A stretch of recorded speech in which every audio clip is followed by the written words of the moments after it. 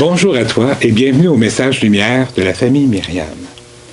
Aujourd'hui, dans les textes de la messe, à la deuxième lecture, qui est tirée de la première lettre de Saint Paul apôtre à Timothée au chapitre 2, il est écrit « Bien-aimés, j'encourage avant tout à faire des demandes, des prières, des intercessions et des actions de grâce pour tous les hommes et les chefs d'État et tous ceux qui exercent l'autorité, afin que nous puissions mener notre vie dans la tranquillité et le calme, en toute piété et dignité. » C'est beau, n'est-ce pas?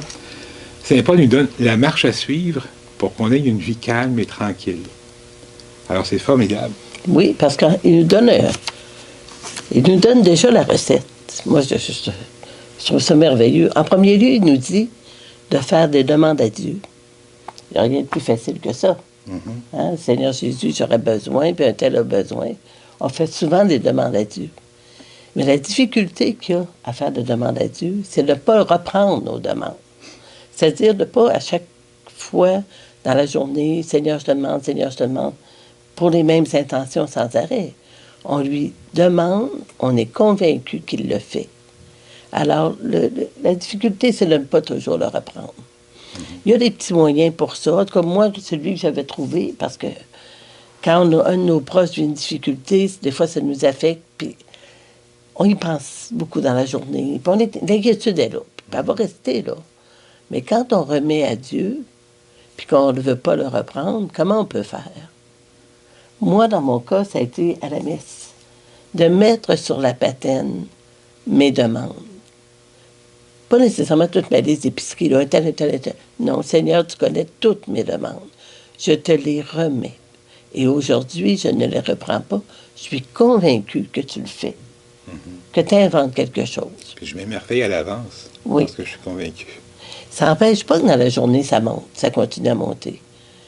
Mais au lieu là, d'être comme un peu paniqué, puis « Ah, Seigneur, fais quelque chose. » C'est juste de dire, moi, toi, dans mon cas, ça a été de dire « Je te remercie, Seigneur, pour ce que tu fais. » Puis continuer ma journée. Ça remonte, je te remercie, Seigneur, pour ce que tu fais. Alors, ça permet de remettre au Seigneur ce qu'on vit. En deuxième lieu, Saint Paul nous recommande de faire des prières. Des prières, en fait, ce que ça veut dire, c'est passer du temps avec le Seigneur. Prendre du temps, dire, Seigneur, je prends 15 minutes de ma journée avec toi. Là, je me retire dans un lieu tranquille. Je fais silence à l'extérieur de moi, puis à l'intérieur de moi, pour que je puisse rentrer dans mon cœur pour aller vers Jésus. Prendre du temps avec lui. Je peux rester en silence avec lui. Je peux lui parler. Je peux me mettre à son écoute. Je peux entamer un genre de dialogue avec lui. Je peux lui dire, je t'aime, Jésus. Merci d'être présent dans ma vie. Merci de m'accueillir. Tu es beau, Jésus. Tu es bon. Tu es tendresse. Tu es miséricorde. S'émerveiller de lui. Vraiment passer un temps avec le Seigneur, puis se mettre aussi à son écoute. Mais vraiment, on peut être dans la louange aussi. Il y a des journées où on a envie juste de le remercier remercier aussi pour quand on fait des demandes, souvent on est exaucé, mais est-ce qu'on pense toujours à remercier? C'est le temps, dans ces moments-là, de prendre un temps, de dire merci Seigneur Jésus, je t'ai demandé quelque chose, puis tu m'as exaucé, merci mon Dieu. Avoir de la gratitude pour Jésus. Remercier, parce que souvent, ce qui arrive, c'est qu'on fait des demandes, quand on est exaucé, on est déjà dans la demande suivante. Hein? On a souvent une épicerie. Mais est-ce qu'on prend le temps de remercier? Alors, prendre un temps avec Jésus, vraiment un temps, on parlait de temps de qualité et en quantité, mais vraiment prendre un temps chaque jour avec Jésus pour aller à sa rencontre. Il y a aussi, en troisième lieu, les prières d'intercession. Ça, c'est important. Les prières d'intercession, c'est prier pour les autres aussi. Puis Jésus est très sensible aux prières d'intercession. On voit souvent dans l'Évangile que souvent, c'est pas le malade qui vient demander une guérison, c'est souvent quelqu'un d'autre qui vient intercéder auprès de Jésus pour un malade. On voit ça, par exemple, le centurion romain qui vient prier pour son enfant. Il dit, mon enfant est malade, Seigneur. Puis Jésus va guérir son enfant. C'est la même chose pour la cananéenne qui vient demander à Jésus de guérir sa fille, qui est tourmentée par des esprits mauvais. Puis devant la foi de la cananéenne, Jésus guérit sa fille. On voit ça à multiples reprises. Jésus est très sensible aux prières d'intercession. Alors, intercédons pour les autres personnes qu'on porte dans notre cœur. Puis si on prie, par exemple, pour un couple qui est en difficulté, pourquoi aussi ne pas demander au Seigneur d'aider tous les couples de la terre qui sont en difficulté? Élargir notre prière d'intercession. Puis le Seigneur agit. Puis on est certain de lui. On est sûr de lui qu'il agit. Alors élargissons notre prière pour qu'il y ait encore plus de fruits. Et la dernière, et non la moindre, il parle de faire des actions de grâce. Comme disait Georges, penser à remercier. C'est aussi des actions de grâce. Il parle même des actions de grâce pour tous les hommes, pour tous les chefs d'État et tous ceux qui exercent l'autorité. On n'est pas là dans la politique, on n'est pas dans le un tel. On est dans merci Seigneur d'inspirer à des hommes et des femmes de se mettre au service de leurs semblables. Ça leur demande beaucoup de temps. C'est pas évident, l'autorité non plus. Merci Seigneur Jésus. On te rend grâce pour leur dévouement. L'action de grâce aussi, c'est dans des situations où c'est plus facile quand ça va bien. Je te remercie Seigneur pour la belle température. Je te remercie pour ma fille qui a trouvé un bon travail. Je te remercie. Ça vient plus naturellement. Je vous dis, ce qu'il nous dit, c'est quelque part aussi de pratiquer ce qui nous viendrait moins naturellement. Un détail très simple, là, la température. Ah non, il va faire froid demain. Ah, il pleut. Ah, il y a... Moi, mes parents, qui étaient fermiers, nous disaient, quand on chialait contre la température, maman nous disait, est-ce qu'on peut y faire quelque chose? Ça voulait dire, hey, les enfants, là, ça suffit. Personne n'allait, elle disait juste ça. Et moi, ça m'est resté.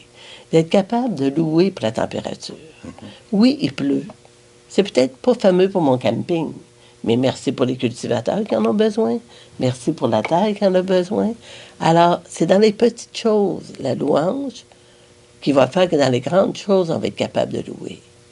Et quand il arrive des situations comme les guerres, tout ce qui se passe en Haïti, tous les conflits mondiaux et tout ça, on va dire, comment je peux louer? Je te remercie, Seigneur Jésus, d'avance, parce que tu vas inventer dans ces situations-là. Moi, je suis convaincu, Seigneur, t'inspires des hommes, des femmes, t'inspires pour qu'il y ait quelque chose qui s'améliore. Merci, Seigneur Jésus. Alors, pratiquons la louange dans les situations de l'action de grâce, dans des situations où, des fois, dans des petites choses, on est tracassé. Ouais. Si on est capable dans les petites, on sera capable dans les grandes. D'accueillir les événements aussi. Des fois, c'est des petites contrariétés de la vie. Les accueillir. Merci Seigneur de ce petit événement. Ça me permet de penser à toi et de dire que je t'aime. Un petit peu plus loin dans la lecture d'aujourd'hui, il est écrit « Cette prière est bonne et agréable à Dieu, notre Sauveur, car il veut que tous les hommes soient sauvés et parviennent à la pleine connaissance de la vérité. En effet, il n'y a qu'un seul Dieu, il n'y a aussi qu'un seul médiateur entre Dieu et les hommes, un homme, le Christ Jésus, qui s'est donné lui-même en rançon pour tous. » C'est beau, hein? C'est vraiment beau. Dieu veut que chacun de ses enfants soit sauvé. Il veut qu'on soit heureux. Quand on est parents, c'est comme ça, hein? On veut que chacun de nos enfants soit heureux. Mais Dieu le Père est comme ça avec nous. Il nous aime et il veut qu'on soit heureux. Oui, la bonté de Dieu. La bonté de Dieu, c'est vraiment beau. Et c'est pour ça que pour terminer, on aimerait prendre un temps pour dire à notre Père, pour remercier notre Dieu. Oui. Puis on va le dire avec Jésus. Oui. Parce et avec Marie. C'est son Père. Notre Père qui es aux cieux, que ton nom soit sanctifié, que ton règne vienne, que ta volonté soit faite sur la terre comme au ciel. Donne-nous aujourd'hui notre pain de ce jour. Pardonne-nous nos offenses comme nous pardonnons aussi à ceux qui nous ont offensés. Et ne nous laisse pas entrer en tentation, mais délivre-nous du mal. Amen. Alors, je souhaite de passer une très belle journée aujourd'hui. Au revoir et à demain.